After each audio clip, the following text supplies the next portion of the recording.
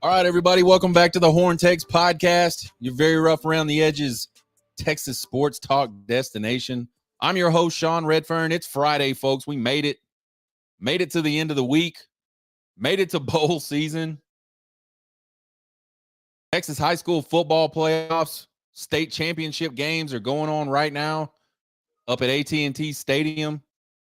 Already crowned a few state champions. They'll crown 3 more today, then 3 more tomorrow.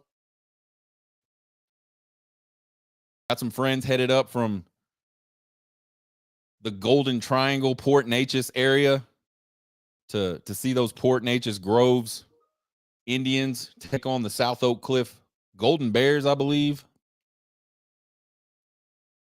See how that one goes. I think that one's a tough matchup for Port Neches, but a lot of good games this weekend. If you're in Arlington or around the Dallas area and you don't have anything to do today or tomorrow, I think they still do it where you buy a ticket, you can stay there all day. I could be wrong. Even if you have to go out and pay again and come back in, it is worth it. Good time. Really good high school football. Best in the country. Today we'll do our Trace Otra Games Independence Bowl edition. We'll talk about how bowl games are just a complete fucking joke. And we'll talk about those Lady Horns volleyball. Those Lady Horns volleyball team, man, they're at it again. Check us out on Twitter, TikTok, and YouTube at Horn Takes. Give us a follow, give us a subscribe, give us a like. If you just like to listen to podcasts, you can find us at horntakespodcast.buzzsprout.com or anywhere you get your podcasts, Google, Apple, Spotify.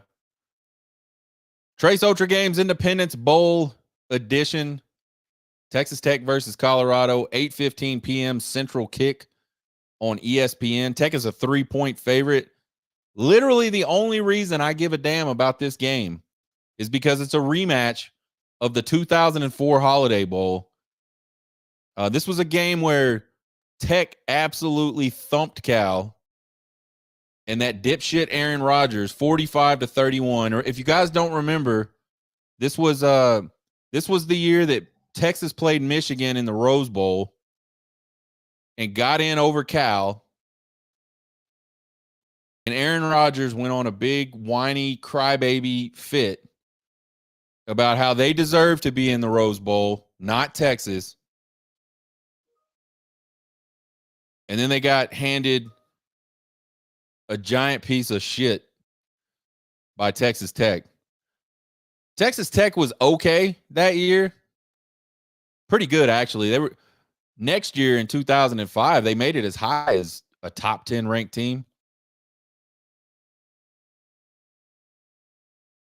So anytime Tech plays Cal, I'm there for it. I used to be a pretty decent supporter of Texas Tech football until I moved to Lubbock. And they're just insufferable. It's too bad that Tech fans are just absolutely insufferable. I can't do it anymore, but I'm going to make an exception this time because that's how bad I hate Cal. And that's how bad I want Aaron Rodgers to cry more. He was already crying about Texas being in the playoff. He's just a big crybaby, and he can't get over the fact that Texas is just so much better than him. Both these teams are 6-6 heading into this bowl game. They're looking for winning seasons.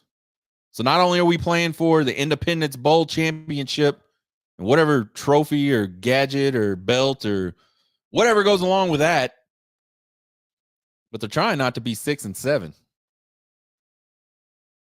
Cal is on an absolute heater headed into this bowl game. They're winning their last 3 games. They beat Washington State, who at one point this season was ranked in the top 15, I think. They beat UCLA, who was also highly ranked at one point during this season. I believe same, mid-teens type deal for UCLA. So they've been playing their best football towards the end of the season. It's been a really rough season for these Texas Tech Red Raiders, despite all the preseason hype about how they were probably going to play in the Big 12 championship game, and this was kind of their year, and this, that, and the other. Didn't work out for them, but they are winners of 3 straight before they went down to Austin and just got absolutely destroyed by the Texas Longhorns in the season finale. So they were playing some pretty good football before that last game. You look at both of these teams, they run the ball well. I think Cal has the better run defense, but Cal's pass defense is like ranked, it's in the hundreds, pretty sure. It's definitely towards the back end of pass defenses in the country. But here's the deal, folks. Cal is a conferenceless. They're conferenceless. They don't have a place to live. And they're playing some weird alliance schedule of Mountain West Conference games next season. So they're essentially in the Mountain West Conference. I think if Taj Brooks plays in this game, Tech is just going to absolutely pound the ball down their throats. And Cal's pass defense is so bad, I think Tech will hit some shots over the top. Tech's playing closer to home, so there may be like hundreds of Tech fans to the tens of Cal fans that show up at the Independence Bowl. Folks, the Independence Bowl is a giant dump.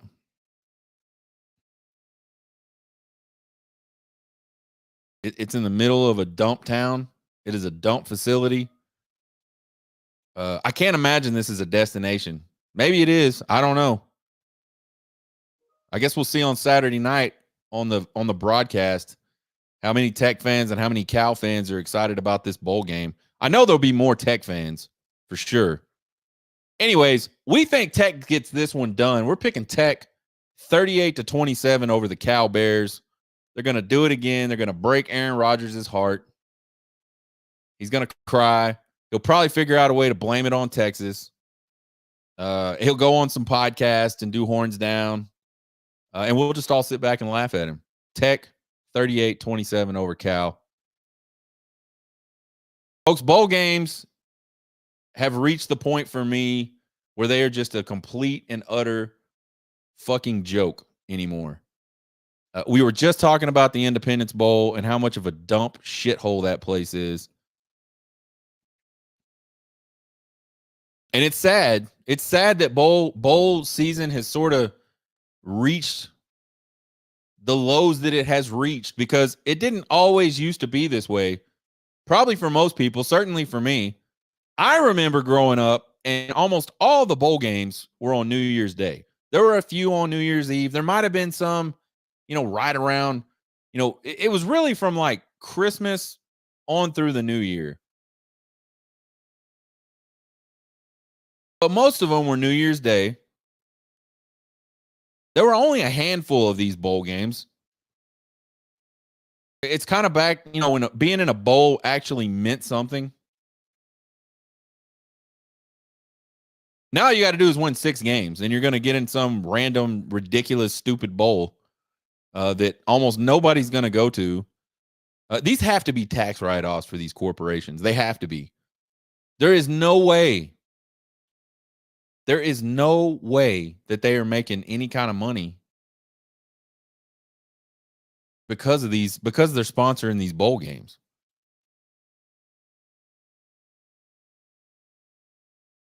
Speaking of these corporations and sponsorships, it has gotten way too corporate. Like way too corporate. It's the names, folks, the names of these bowls. I remember when it was just the Fiesta Bowl and the Cotton Bowl and the Rose Bowl and the Orange Bowl and the Sugar Bowl.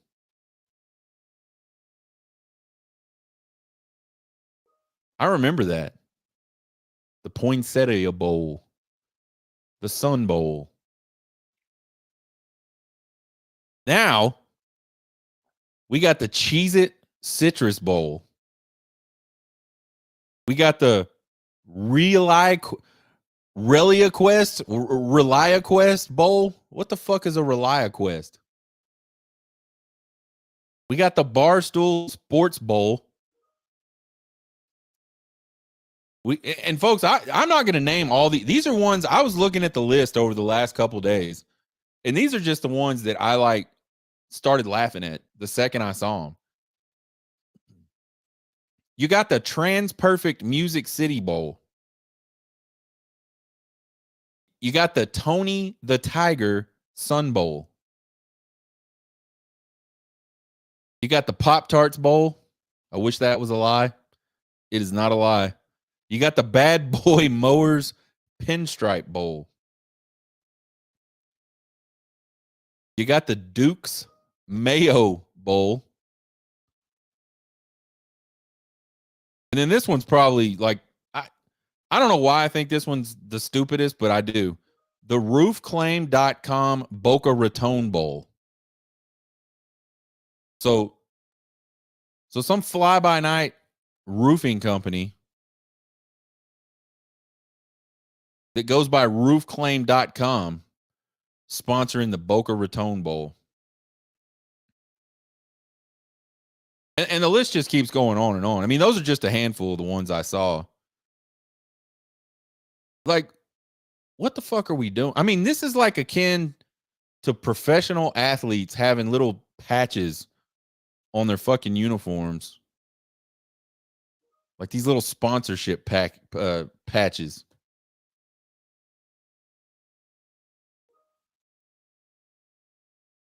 It's terrible. The names are ridiculous. The amount of bowl games is ridiculous. Real fans cannot get tickets to these games, at least any of the good ones. I mean, they'll probably let you in to the Independence Bowl if you promise to buy a Coke and some popcorn or something.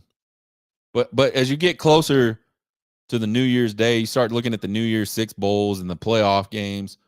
Real fans can't even get tickets to those games.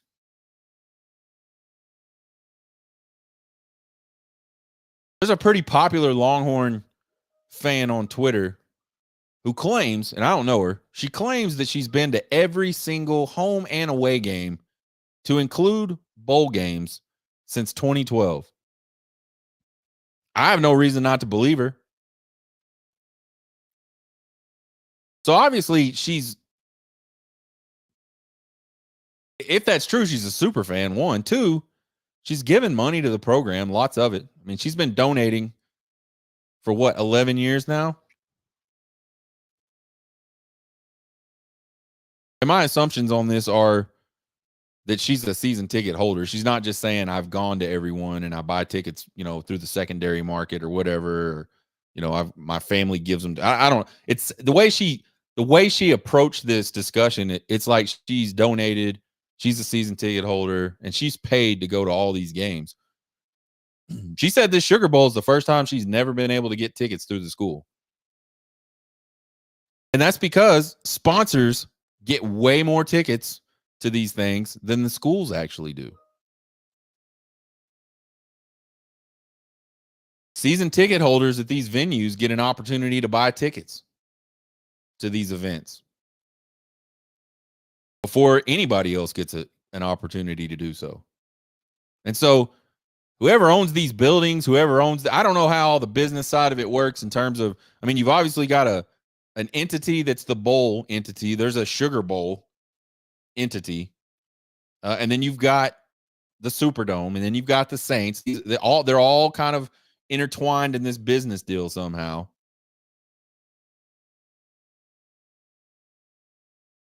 So all these people get tickets, and they say, we're going to give X amount of tickets for the school. And in case of the Sugar Bowl, 13,000 each per school, which gives you roughly enough tickets for 35% of the stadium. So if you don't count the people that have to go out on the secondary market and buy tickets because they couldn't get any of the 13,000 allotted for their school, you're going to have 26,000 season ticket holders from both universities combined at this game. That's a fucking joke, man.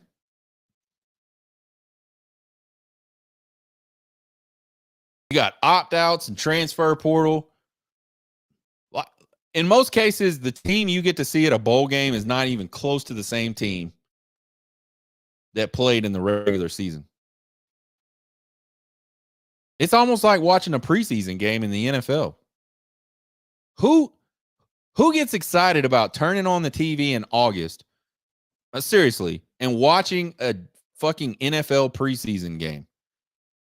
The NFL is terrible anyway. It's terrible when the good players are playing. It is an abomination against. It's an abomination against all that is holy when it's the preseason and none of those good players are playing.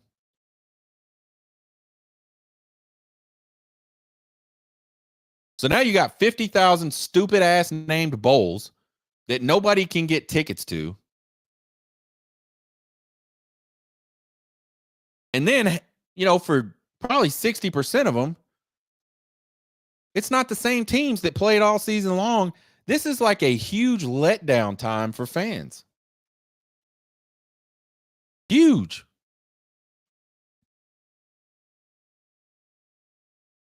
You got players jumping in the transfer portal the second it's open, saying, I'm going to my new school, or I'm getting ready to go to my new school. You got guys opting out because they're going to get drafted.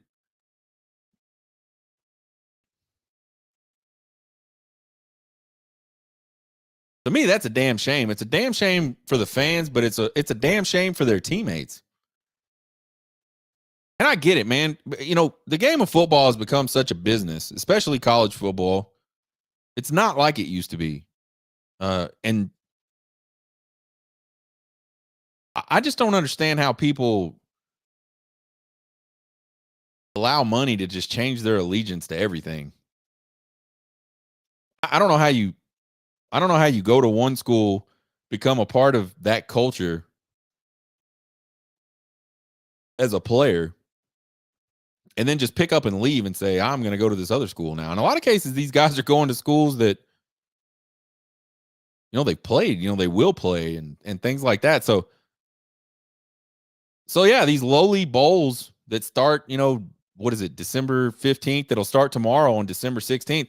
A lot of these bowl games that already are shitty are going to become even shittier because none of the good players are going to play, or a lot of the good players aren't going to play. But it's not just the lowly, weird named bowl games that nobody gives a fuck about either. Jackson Smith and Jigba sat out last year from the playoffs.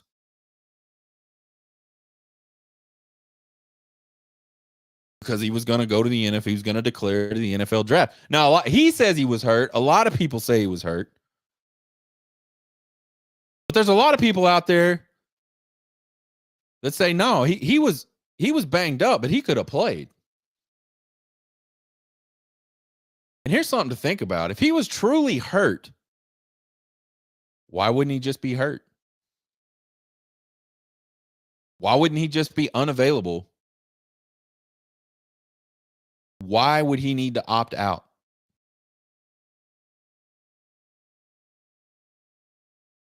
It's because he wasn't hurt. He used that as an excuse. And I'm not saying he may not have been banged up, but he used that as an excuse to opt out and declare for the NFL draft. So I don't know who was advising this young man.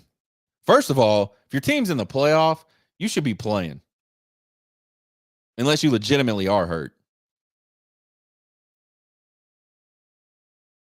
So that was mistake number one by his camp or group or whatever the hell, whoever's advising this guy. Mistake number two is they came out and said he's hurt. Or no, they came out and said he opted out. And then it became he's hurt when all the backlash happened. So if they would have just said he's hurt and he's going to be unavailable, nobody would have said anything.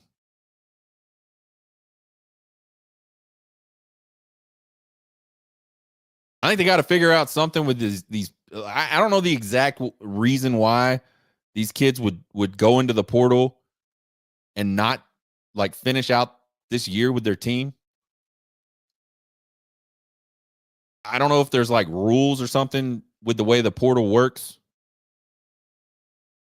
But if it is something that's caused by the portal, if there is some sort of procedure that's causing these guys to have to leave, they should adjust the window or something.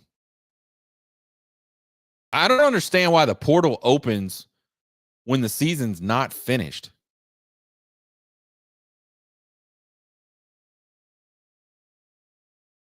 Seems odd to me. Maybe they need to do that. Maybe they need to adjust the windows of the transfer portal. So at least these guys would have to opt out because they intend to transfer. And then I think these bowls, at least the ones that are making money, they got to figure out some kind of compensation package. These bowl sponsors got to start putting some money down for these players to coerce them into playing these games.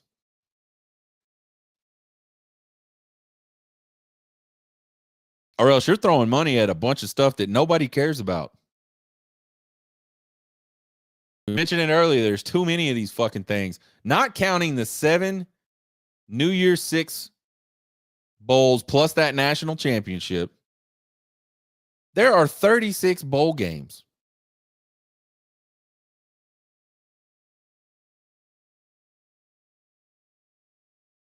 So that's like 43 bowl games.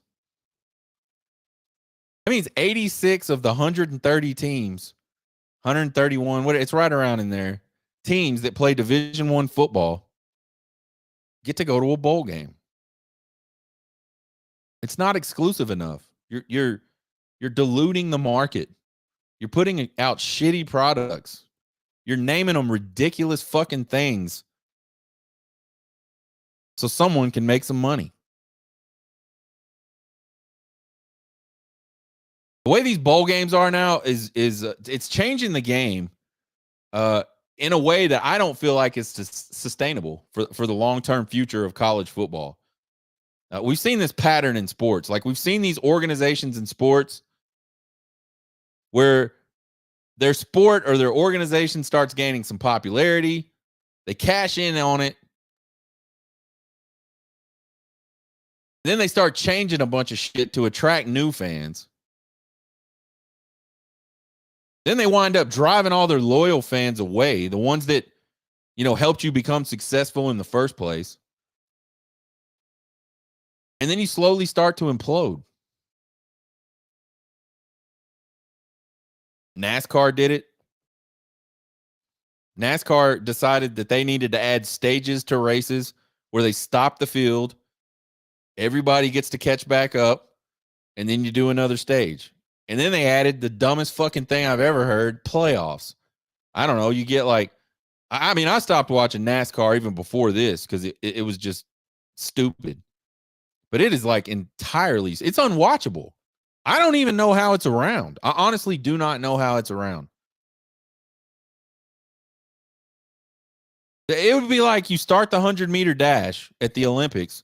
You run 20 yards and stop. You get back in the blocks. You run another 25 yards. You stop. And you have these stages.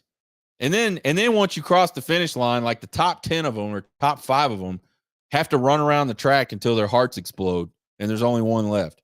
That's basically what NASCAR does today. Not only that, but the ticket prices. Dude, the people that like NASCAR aren't rich. The people that really like NASCAR, like legitimately liked that sport back in the day, 90% of those people don't have money at all. That 10% that showed up and dumped tons of cash were just rich people looking for something new. They like the party. It's like $100 and something to go to a NASCAR race. and watch them fuck it up with stages. Watch them dump a bunch of dirt on Bristol Motor Speedway and have a dirt NASCAR race. Baseball slowly trying to do it too. Pitch clock, bigger bases, stupid ticket prices, advertising all over the uniforms.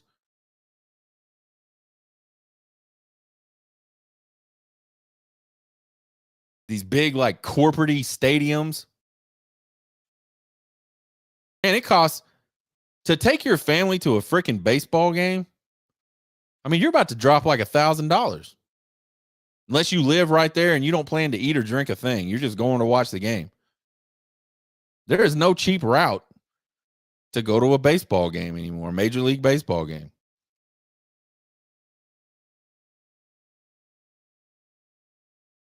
So they're doing all these things in the name of getting more fans that'll just slowly start to drive the really loyal fans out. NFL, they're trying to figure out how to do it. Stupid ass rule changes. Like, oh my God, no shit. You got a bunch of fast and strong dudes smashing into each other. People are going to get hurt. Shocker. So now they're creating every rule they can create to try to make it where people don't get hurt in a game where some of the strongest, biggest, and fastest motherfuckers on the planet run into each other for 60 minutes, 16 times a year plus the playoffs. Can't tackle the quarterback anymore.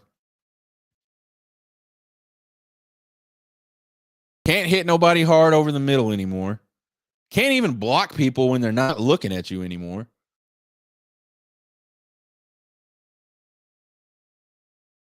Ticket prices, the NFL game. Man, I've taken the family to a few Dallas games. And we do all right. But we sit way the fuck up in the nosebleeds. I'm like, even with the big ass TV, it's hard up there to not watch the TV instead of watching the game. That's where we sit. Not because I couldn't afford some tickets down there on the floor, but I'm not paying that much to go watch a football game. But you go to these Cowboy games and you look around and you go, how the hell do these people afford to be here?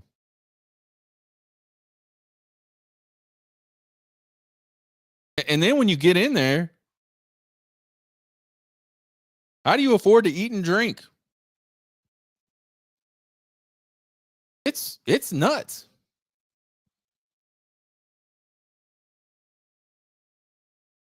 Some of that stuff we just talked about regarding these professional sports, that a lot of that should start to sound familiar to some of you college football fans, because a lot of that stuff is happening in college football right now. It's getting real corporate-y up in there.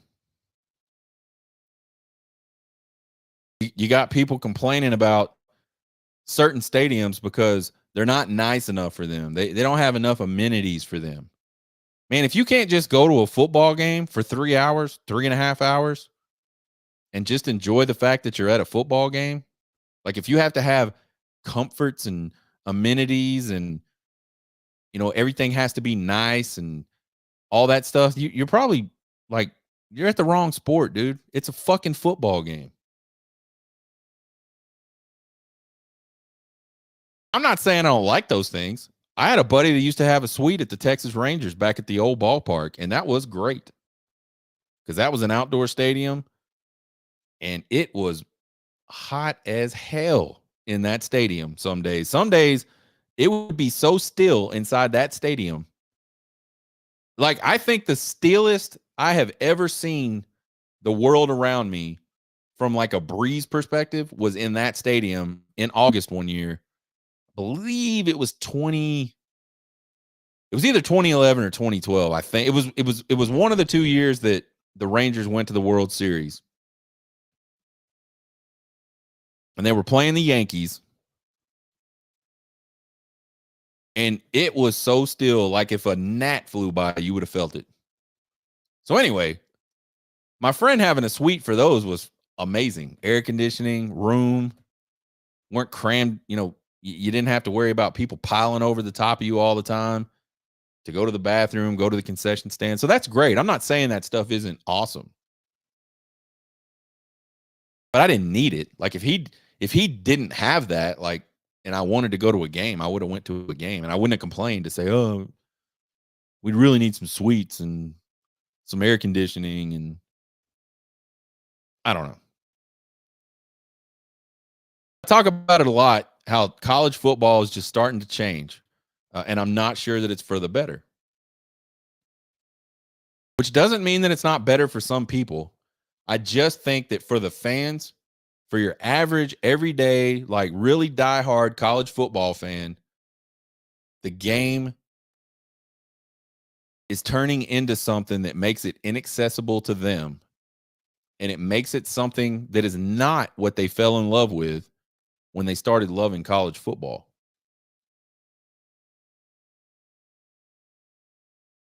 I don't know if I'll be around. I don't know if it'll ever happen. But I think when you start going down this path, it's hard to turn back. And it's hard not to fuck the whole thing up. So we'll see. I don't know. Bowl games, fucking joke. Lady Horns volleyball update. So we talked about it yesterday on the show. Someone called me out on TikTok and said, please do an update on these Lady Longhorns. And I was like, yes. I knew they were headed to the Final Four. I knew they won the national championship last year. I know that Longhorn volleyball, Lady Longhorn volleyball, has been very good for many, many years. It's one of the best volleyball programs in the country over the last like decade and a half or so. You know, they're like a blue blood of volleyball. That's the Lady Longhorns. And so I did a little bit about how they were going to the Final Four. They were playing Wisconsin, another number one seed. They had knocked out Stanford, who was a number one seed, and an early loss for Texas earlier this season.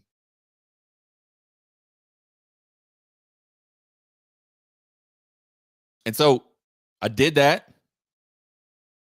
Told the person on TikTok I sure would, and it would be on at noon on the YouTube channels. I don't know if this person got a chance to watch it or not.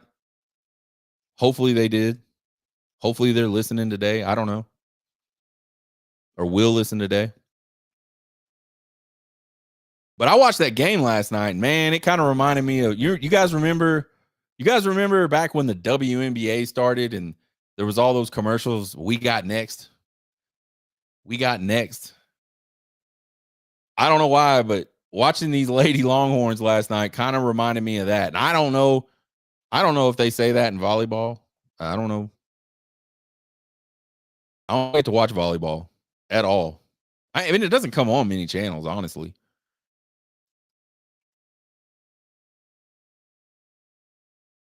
But last night they go up against Wisconsin. Wisconsin's a good team. Nebraska, who's also in the Final Four and had made it to the final by the time the Lady Longhorns and Wisconsin played last night. They only have one loss on the entire season, and that was to this Wisconsin team that Texas played last night. Wisconsin only had one loss as well. Lady Horns win it 3-1, 3 games to 1. I don't even know what you call it. I think it's sets. To me, it's a game. Best of 5.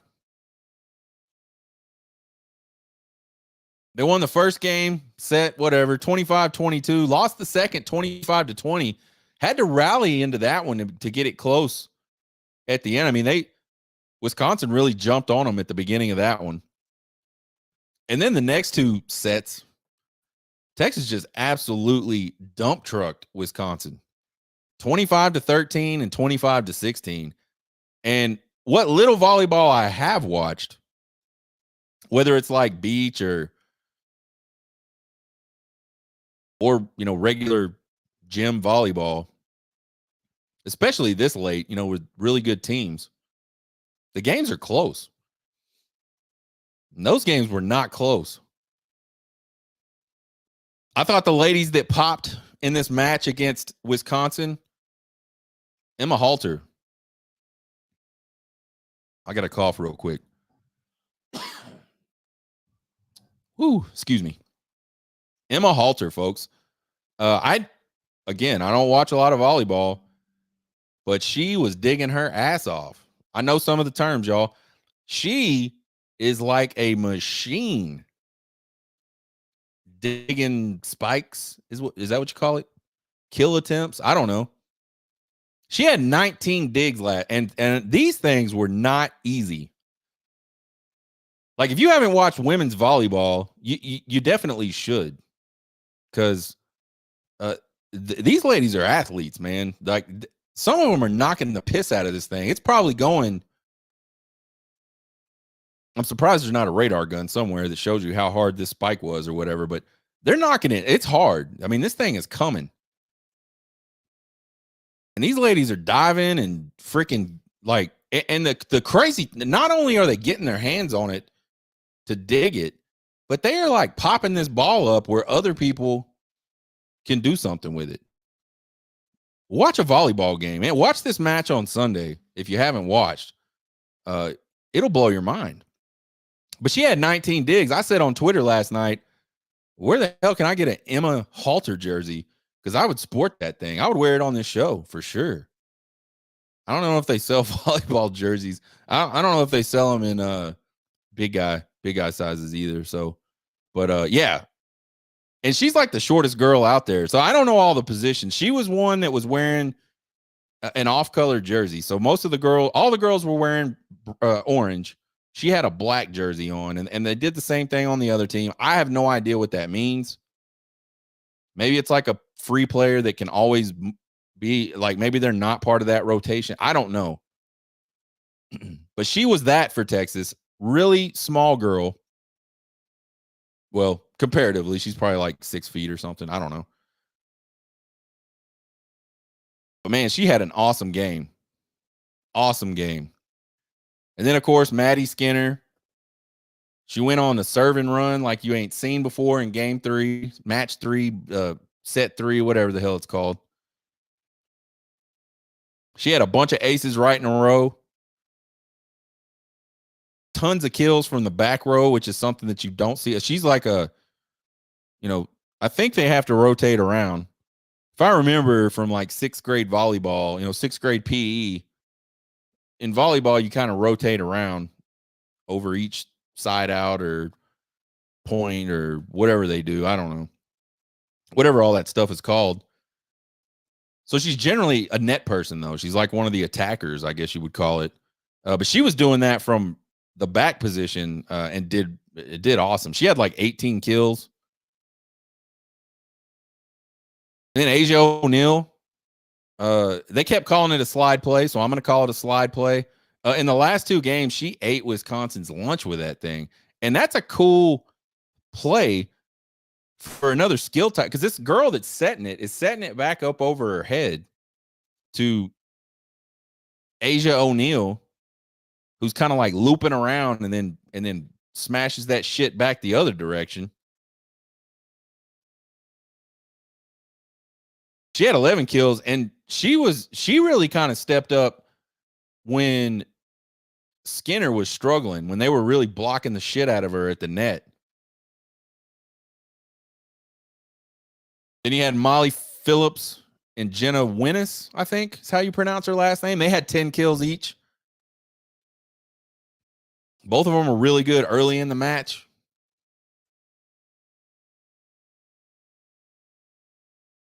Showed up in like key points throughout the match. So congratulations to the Lady Longhorns advancing to the final for the 2nd year in a row. And good luck as they take on the #1 Nebraska Cornhusker ladies. I don't know what their real name is. Lady Huskers. That game will be on Sunday at 2 p.m. Central Time on ABC. Nebraska 33-1.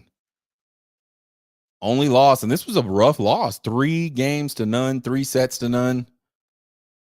They lost to that Wisconsin team. So I I don't think a lot of people expected this Texas team to go as far as it has this year. But if last night's any indication, I mean, I don't know that they'll win on Sunday, but they can certainly compete. I mean, I think they'll make it they'll make a match of it. And just the other thing about this volleyball mess, this volleyball business, it is a nerve-wracking sport to watch. Other than the fact that this was Longhorns playing last night, I have no affiliation with this game whatsoever, other than the fact that they were Longhorns. And I was like more nervous watching this volleyball game. Excuse me. This volleyball match than I've ever been. I think I've ever been watching a football game. It like never stops. I got no fucking clue what's happening. Both teams celebrate after every single point, so I really don't know I don't know what happened, if it was good, if it was bad. If you took the scoreboard off the TV screen, I wouldn't have a clue what was going on at all. So I don't know how these volleyball parents do it. Man, our daughter played when she was little, maybe like, I don't know, 10, 11. Obviously not as skilled. The games weren't as good. Man, I don't know if my daughter was on one of those teams, if I would have got out of that place without a heart attack last night. That's just how. I mean, it's a cool sport to watch. I mean, 100% honest. If you get a chance to watch some ladies volleyball, get a chance to watch this national championship on Sunday, you should check it out. Big football visitor weekend coming up for the Texas Longhorns. We're 5 days until National Signing Day.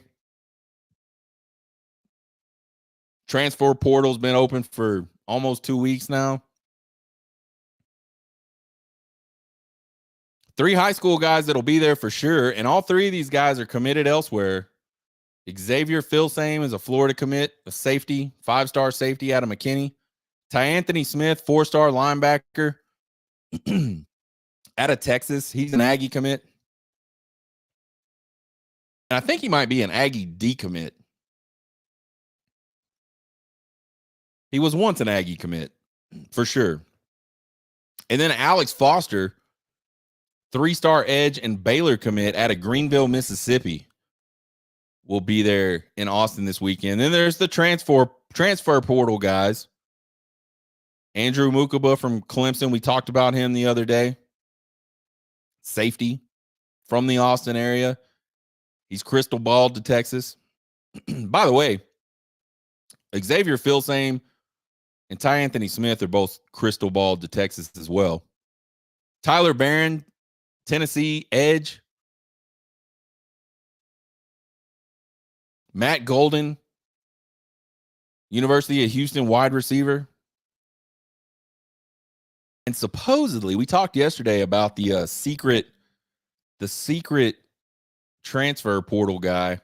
Supposedly, it was supposed to be Juice Wells, but somehow it got canceled or something. That's all the detail I know about that. I was really hoping it would be Walter Nolan. I'm really hoping that somehow they get Dominic McKinley to show up on campus this weekend. And then there's a few commits that'll be there from the 2024 class. Jordan Washington, tight end. Brandon Baker, offensive tackle. Jarrett Gibson, number 1 running back in the country. Christian Clark, certainly one of the top running backs in the country in the 2024 class. And then wide receivers, Parker Livingstone, who will be participating in bowl practices. Matter of fact, I think they start practice today. So that young man practicing with the Texas Longhorns. And then Ryan Wingo, big 5-star commit out of Missouri.